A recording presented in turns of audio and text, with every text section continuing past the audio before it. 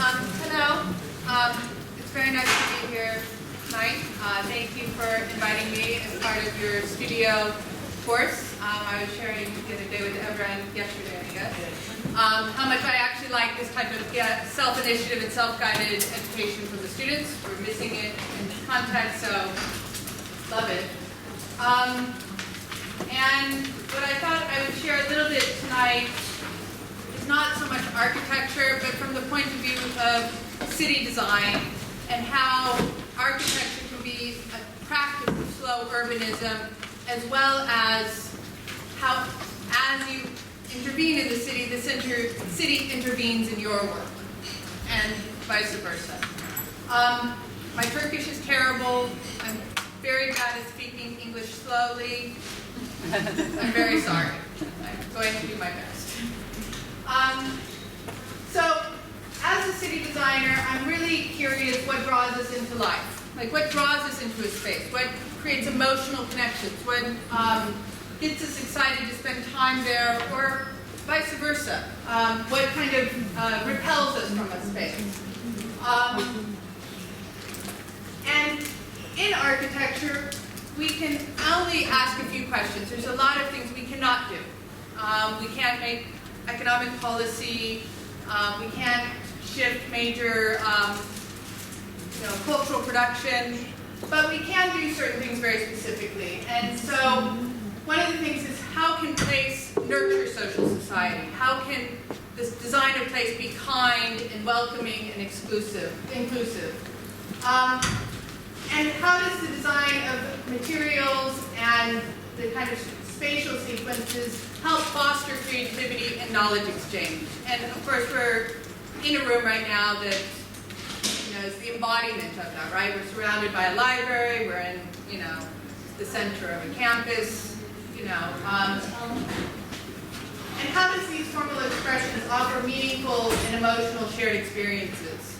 So one of the things I find very interesting in cities and in places is we create incredibly strong emotional connections to them.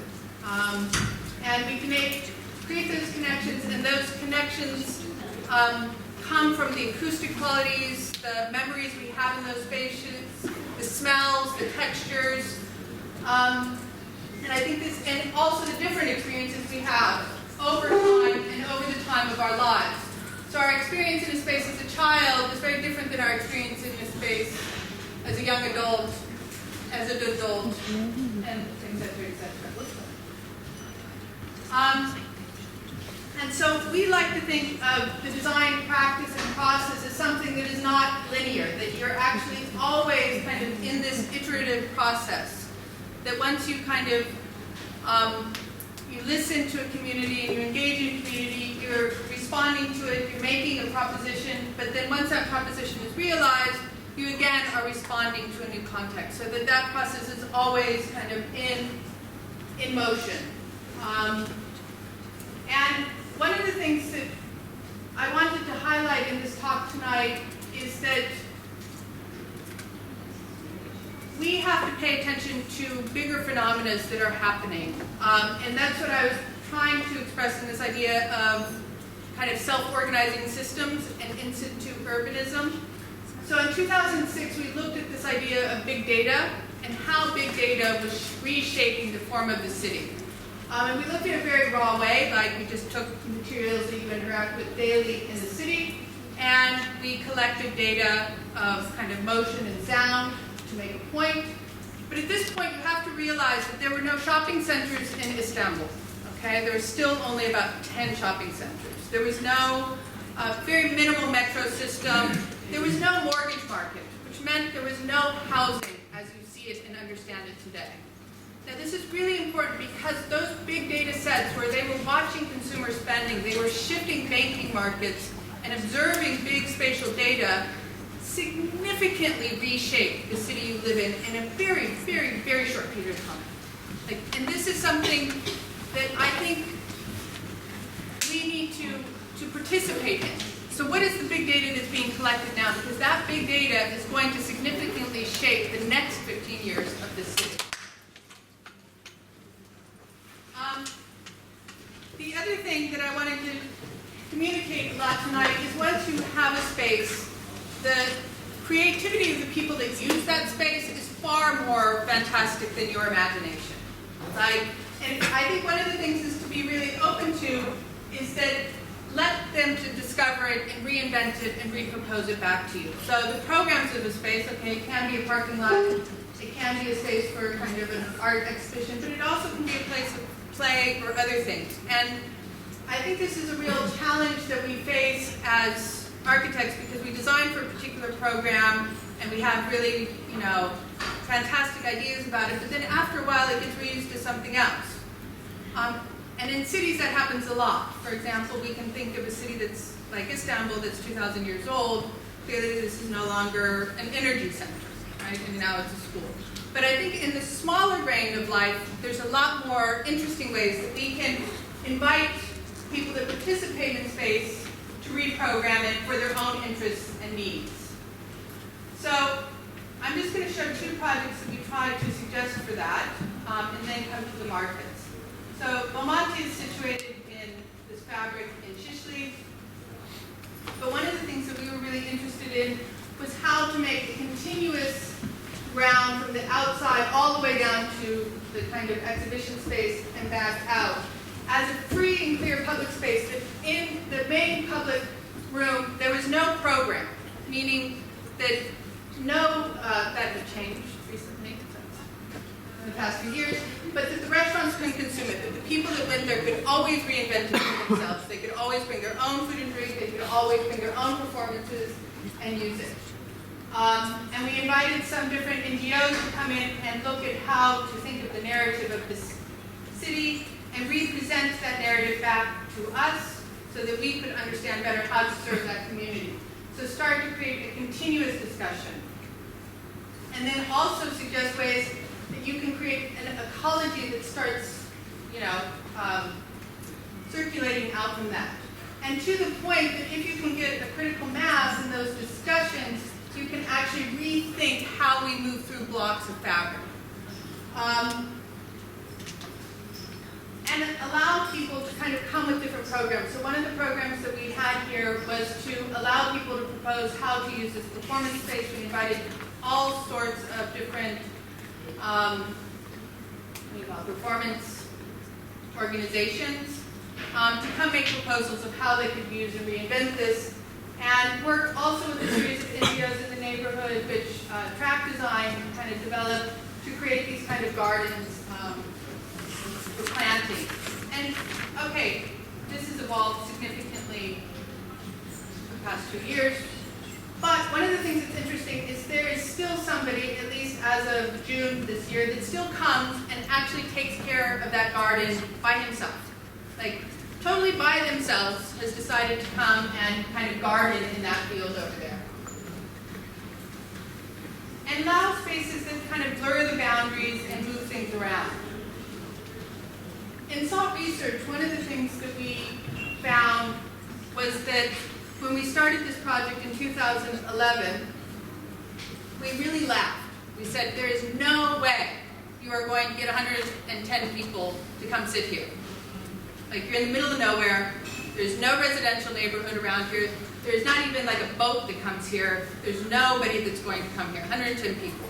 But they insisted on 110 people, and within a short period of time, it really became used. This need for public space and public life was there.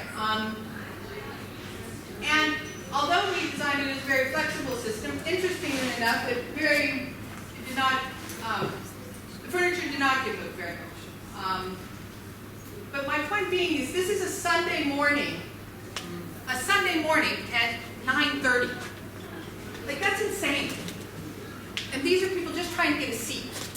So you can see that there is such a demand. How do we respond to this demand to have social infrastructure, to have spaces that we can live our public life?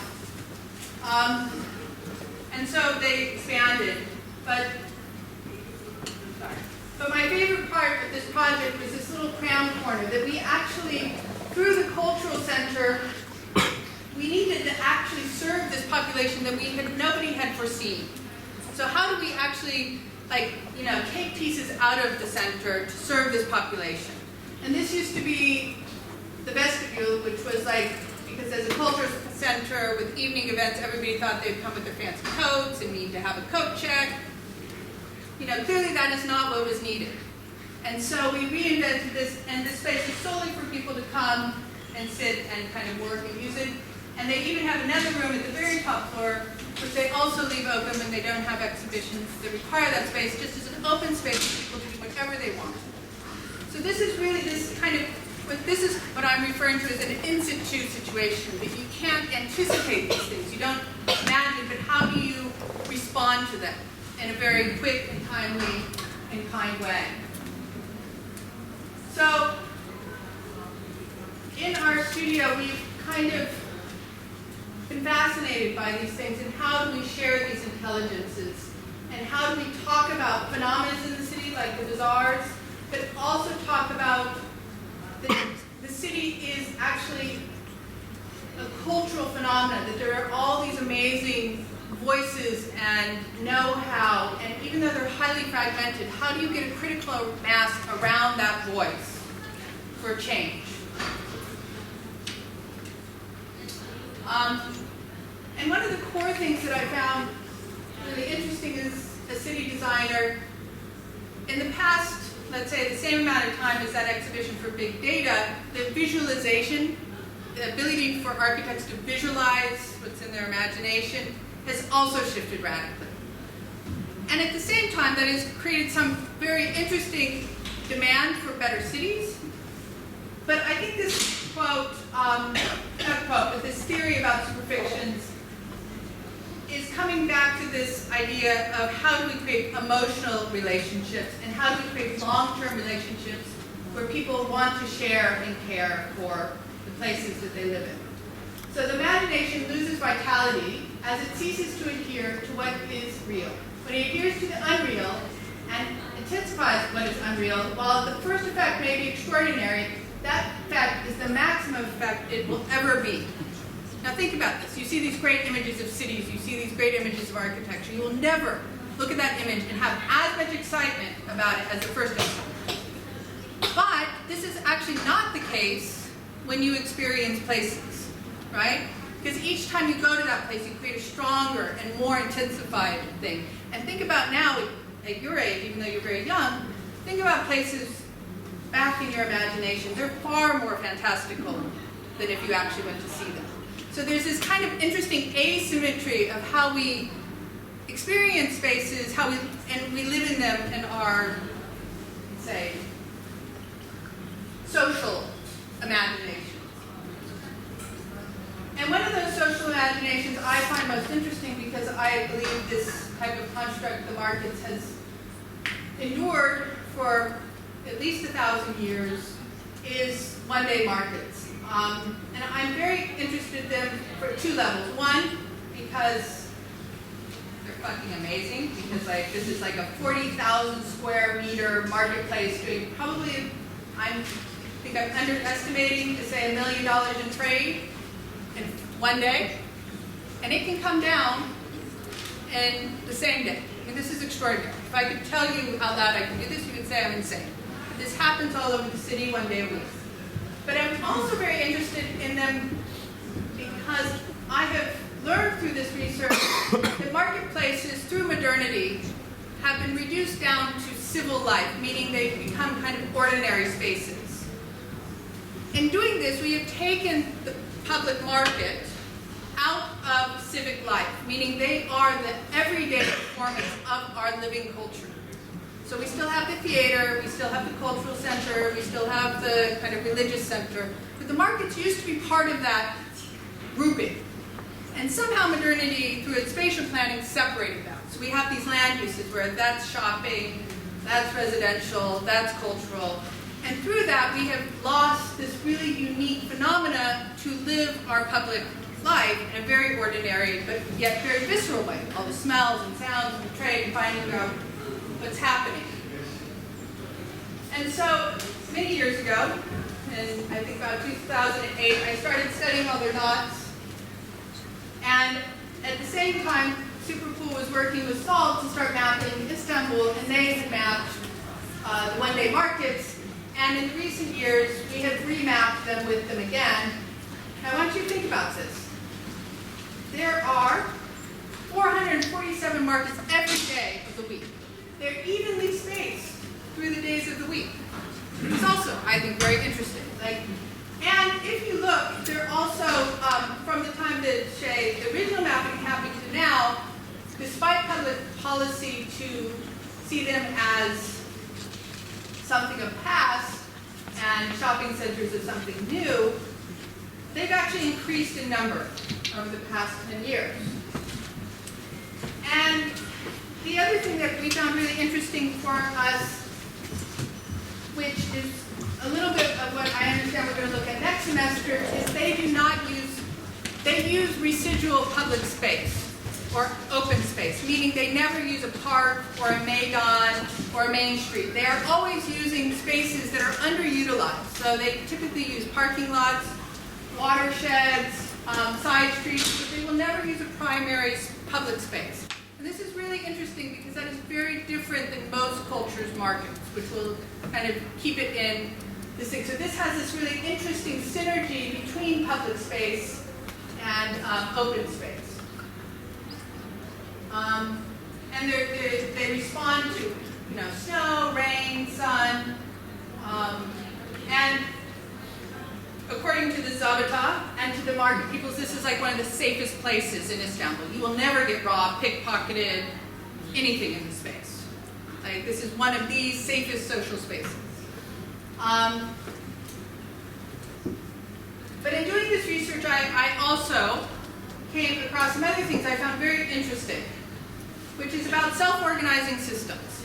So I know this came as a real shock to me, but fractal mathematics is only 60 years old.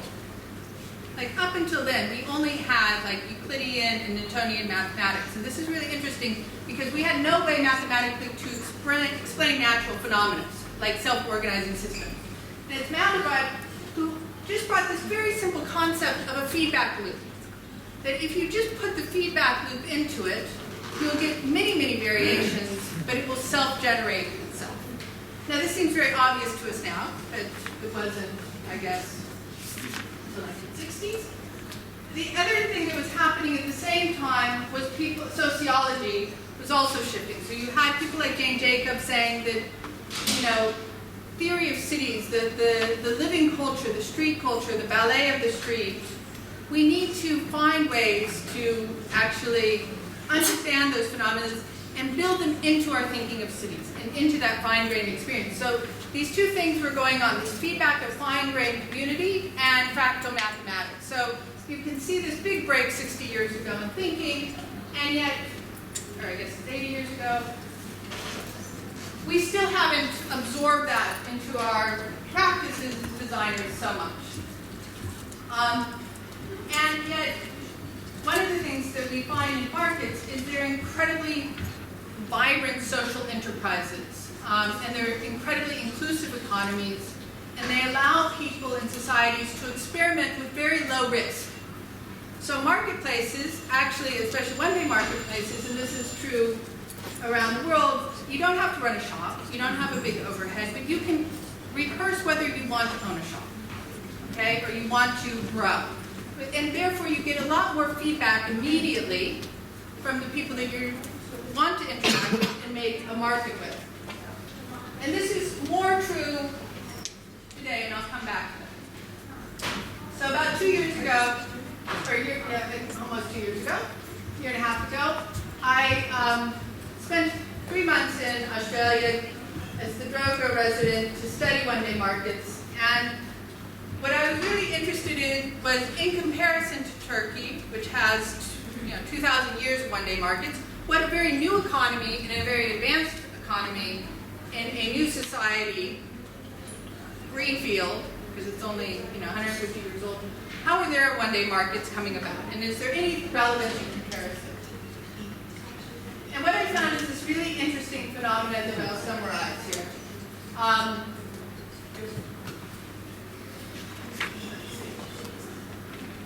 What I found, in summary, 1970s, they were all grassroots movements. They were a social movement. Basically, what ended up happening is post-war economy, a lot of people consumed a lot of things. Those people started to die in the 1970s, 1980s, as well as women started living a lot longer, so they had a whole life after their children went to college. The churches worked with these communities to find these kind of informal markets for them. So the churches in the local communities came together, they started all these antique markets, they started all these craft markets to help kind of institute this economy. Those people's children, in the kind of 1980s, 1990s, did the same thing, but they had a different social agenda. They wanted to have fresh organic food for their children. So they worked with the schools, and they started using all the schools' extra spaces on the weekends to create these markets. And what's happening now, of course, I don't think I have a slide, but what's happening now is those people's children are all these makers. And they want to do, make all these really wonderful, interesting, hybrid objects, design services, ideas, and they also need the same thing. So they are now collaborating with cultural centers to create these one-day markets. So you have this continuous collaboration between like institutionalized space that is mission is to help public life, i.e. the church, the school, the cultural center, finding these informal economies and relationships to utilize that residual land. So the schools aren't used on the weekends, the churches aren't used on Saturdays, the cultural centers, great, come on Sunday at 9 o'clock, nobody's here, right? So you get this kind of intensifying of land through these kind of social economies and these feedback loops. And you also get these really beautiful formations of people reinventing these pieces of the city. And the different shapes that they take and how they integrate with the kind of fabric. So you get this kind of obvious fine-grained socialism that Jane Jacobs is talking about, as well as the feedback loops. This is kind of just the sequence of how they look. So what I learned from this research is that time-based architecture, does it have an enduring form? Can we say that if a market, like Fati has been there, we know for at least 250 years, can we say that is a more enduring urban form than a library or this energy center, right? So even though it has no permanence, its form is actually more enduring, right? Can we say it's a civic landmark? Because all the tourist guys say you must do it, it's the landmark of the city, it's the experiential landmark. So can we say that these kind of in-situ architectures are a landmark? And should we rethink public space policy to be a bit more playful and inclusive that way? It does require, in different economies, at least in the Australian economy, a lot more participatory regulations. But it does start to suggest these kind of new phenomena of how do we talk about situational placemaking, where, during the day it has a different place-making functions, or through the week or through the year. And can we collaborate with communities to self-organize this type of urbanism? The other thing that I find very interesting there is that there's still this strong, despite all of our digital culture, so why do these makers want to go to these marketplaces? And the reason is because actually going and meeting who you are doing business with and who you're buying from and who you're experiencing from, like buying an orange from the market guy, has a lot of social capital. And so these people aren't going because they can sell their products online. They don't need, and they have beautiful pictures of them, but they want this. People want this experiential, they want this social connection. And it's the same we find with the markets. The markets sell whatever Migros sells. So why do people want to buy the orange from the market guy? Because they can learn more about it. They can learn this is the last week the oranges are fresh. They can learn that they're crap, and so we like this. This is kind of part of that theater. So how does this more kind of phenomenological experience of the city have a formalism, and how can we create new rehearsals to rethink the city so that we can allow for more possibilities through impermanence? I also looked to see if this was true through kind of other cultures, and I specifically looked at Europe. holds true. Like, this is pretty steadfast true of what's desirable. And I think some of the markets in Spain are some of the most interesting that way. And again, looking at the urban forms. And we found through this work that there are some things that really matter because there's a theater to it. That's how there is a civic life to it. There's a sense you want a space of enclosure. You want a place that has a few levels so you can see the theater. You want to be seen, you want to be part of this event, and yet you want to stay outside and watch the event. So we wanted to also, this is kind of what I would like to suggest is interesting. What can we learn from this for contemporary architectural practice? And we found that there's some really interesting to learn. If you have agile regulations, you have more innovative finance, you have more cross-use programs, and more shared narratives, you can get some really interesting things happening. So what we found in, again, looking at really specific practices in Australia, there's this performance space in South Bank that they literally took an old, I don't know, cafeteria pavilion in the park, and they just opened the whole thing up, and they just let a theater company run it. And you know, it's an amazing experience to go because it's totally open. So as a visitor or as an audience or parties, you see these people rehearse. You see them kind of, you're watching the whole thing come to life, and then you can also go to the performances when it's scheduled. So it really reshifts how we understand these park structures, especially if you say, look, we don't need more hamsters. Give it a go, see what you can do with it, and offer this infrastructure to new ideas. The same thing we found really interesting on the other margin. This is a small theater house in a small town in, you know, a coastal town. It would be like, I don't know, something like Ivalik. Anyway, this cabaret group, they tour all over the world. They tour in Edinburgh, they get lots of awards, but what they found is their home base in Melbourne, they cannot afford to be in Melbourne. It's just too expensive. Because they don't do a lot of stuff in Melbourne, they realize they don't have to be in Melbourne. What they realize is they have to be in Australia. So they actually came to this town and took over this old monument, this picture house, and they use it for all of their cabaret rehearsals and everything else, but they have also given it over as a community center, and the community adapts it for all these types of, you know, really interesting programs. And because of that, these people in the community also are now starting to go see their performances outside. So how do we kind of borrow and share these resources? Another one, which is my absolute favorite, is this group Play on Music. Similar thing, a young woman was very interested in classical music. She studied classical music. She got to be an adult and she realized none of her friends shared this passion for classical music. And she felt the reason was because they never interacted with it. So they didn't understand its beauty. And so she wanted to bring classical music to youth, not youth, but people from the ages of 16 to 25. And of course, she couldn't find, you know, the venues are very expensive, you know, people of that age group, they want to pay $5, they want to have a beer, and they want to have a good time. They don't really, you know, want to sit in the proper thing. But, so she took these old housing estates, which are like old public housing, and in these old public housing estates, they had these underground parkings that they closed for lots of reasons, and she would invite very, very accomplished performers to come and play in this parking lot to an audience. And the deal was to the performance that it's going to be for this audience. So they're going to talk during this, they're going to get up, they're going to make noise. This is not going to be a bunch of proper people sitting around. And what she came to understand, both because the auto park is very perfectly tuned for such things, is that both audiences fell in love with each other. So this very famous opera singer said, you know, I realized, I go play at the Sydney Opera House, and all I do is get compared to my other things or my other people.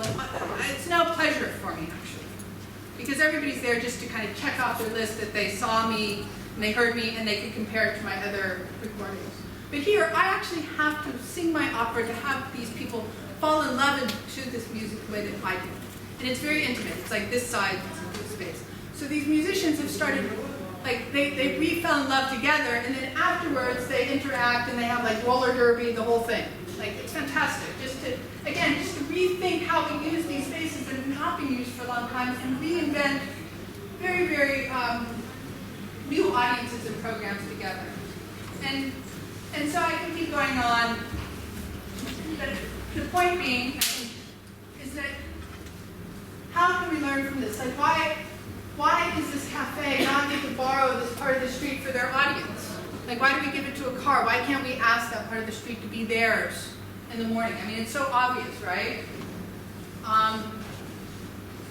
So, to conclude, we have been trying to think of new tools to rethink this and reinvent this with communities, with students, with designers, and try to find playful and non-linear ways to think of the city and topics of the city. And include artists into that discussion, include that emotional city, but also that the city is still based on know-how. To crowdsource these so you can feel and touch the city,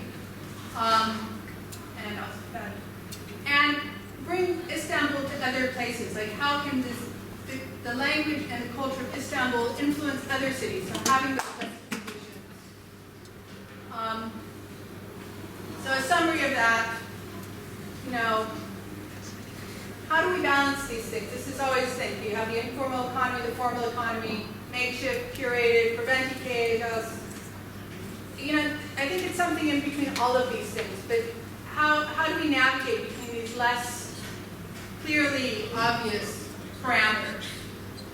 And what Mandelbrot says is patterns happen, everywhere waiting to happen. So how do we create settings to let the theater happen, and then we can respond in quite poetic ways to that theater? So, thank you.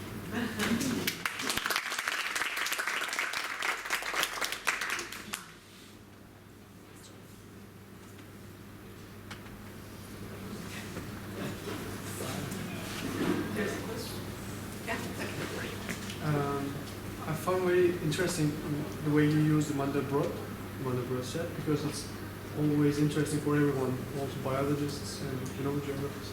But I was wondering, do you have any chance to research about the Mandelbrot's the graphs, in the city center? Because I think it resembles to a project, architecture project. There are some cities like Istanbul. Becomes organic, and that actually the patterns are on huge scale or repeating. So I was wondering, do you have any chance to find something like that, or because it's really Next semester. Okay. That is the first 3-week project, is to look at how we can use at least marketplaces and understand their parametric qualities better.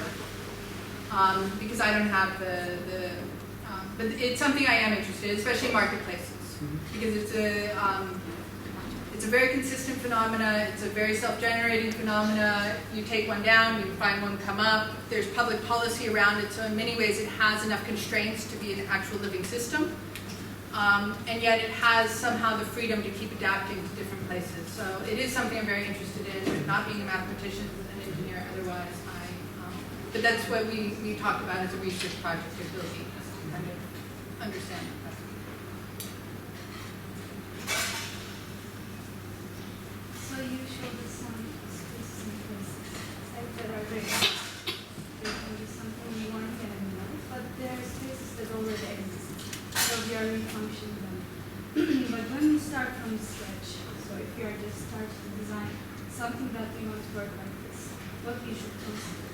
Like you are designing an urban menu right now in your project, and once you design let's say whole that interacts with all of the other parts of this menu, and I'm really thinking about this kind of thing, so I'm curious if you can. I think what I would say is that your values and the values you share are really important to guide that decision. And I think I showed some of the drawings that we did for Beaumonti to say what you draw matters. So if you believe it should be part of a living ecological system, then draw it as part of a living ecological system. If you believe it should be part of performance venues for different platforms, understand those other platforms and draw them. Help people make those connections that exist socially or exist emotionally, or in the case of the ecology, they exist fragmentally, and it's just kind of, connecting the dots. So I think some of it starts with kind of connecting the dots of things that are really important, and I think all of us share some of those important things, like, climate change, social capital.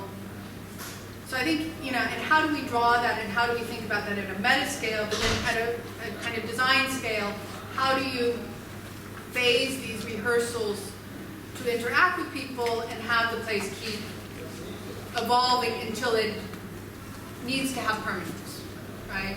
There will be a point that some places want to have that permanence, and there's a point that some places will not want to have that permanence.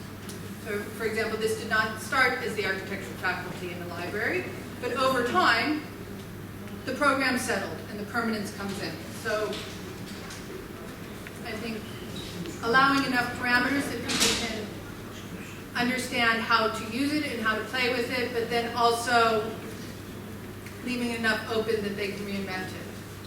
I would say another analogy, since I'm a mother. There's this great kind of theory about toys and parenting and maybe education. If you give a group of children a toy and tell them everything that toy does, they will play with that toy and do everything that that toy does. And then they will typically put it aside and let it be. The group of children that you just give the toy to and say, have fun, will not only discover everything the toy does, but they will do 10 more things with that toy. And they will keep coming back to that toy because they realize that they can keep building a relationship with that toy. And this is a very consistent experiment that has been done over and over and over again. So I think we need to have confidence that people are kind of curious, smart, and intelligent. They do a lot of very stupid, annoying, and obnoxious things along the way. But there's a leap of faith there that we need to have. You have been looking at the marketplaces in Istanbul, and you have studied for a while the marketplaces in Australia. So as you said, these two contexts are very different from all sorts of ways. So I was wondering, what is your take on these? I mean, when you compare them, or how they are organized, or how they are used, or how they are spatialized. What is your take on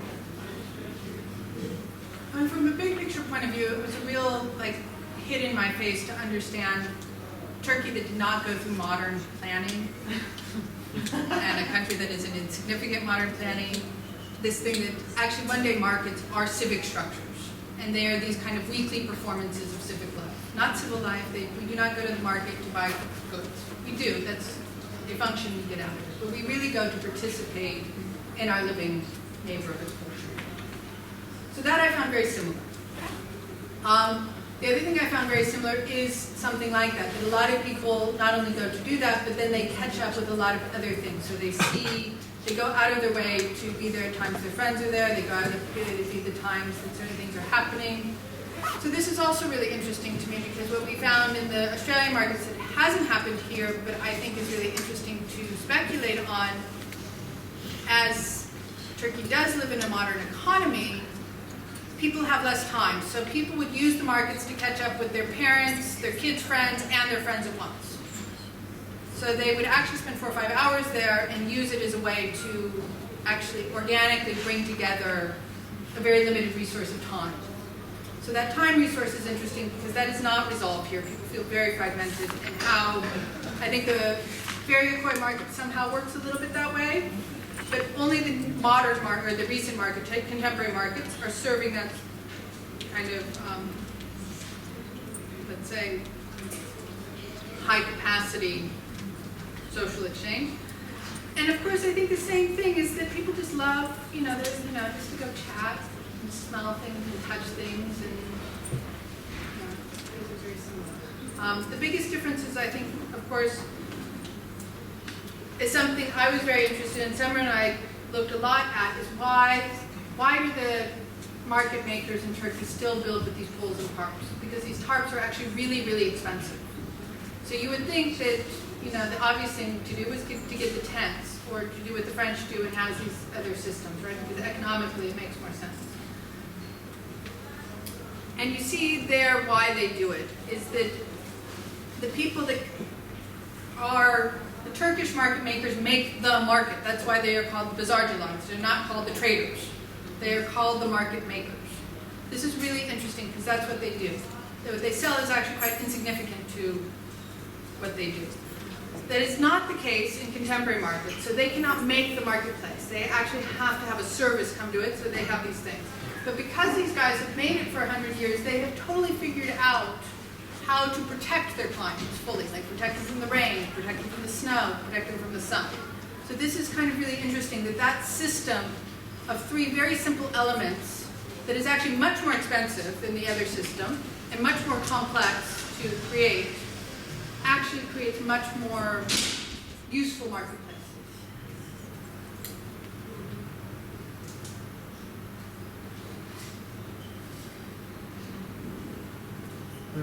I was wondering, do you have any example like these bazaars, but in a closed, maybe in a building or something, you know? Because it was very strange that they were performing in a garage. Actually, I'm also trying to connect it with our project right now. Thinking about that, maybe there's an example for us how they use and maybe an abandoned building for like to socialize and or maybe. No, I think that's one of the things is how do we look at residual spaces that aren't used for these different kind of social, cultural, marketplace functions. And I think I'll say the nether extreme, which is that one-day markets, in order to formalize them, there's certain places in Turkey that have tried to make permanent marketplaces in kind of covered structures.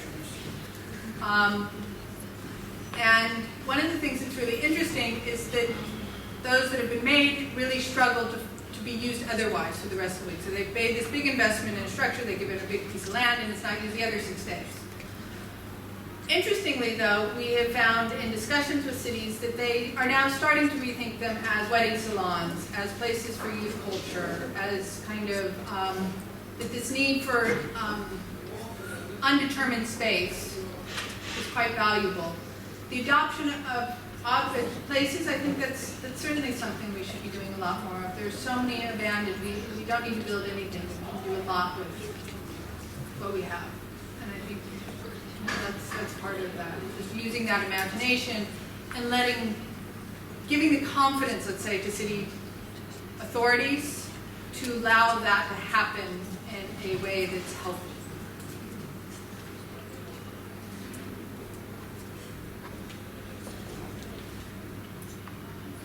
Thank you.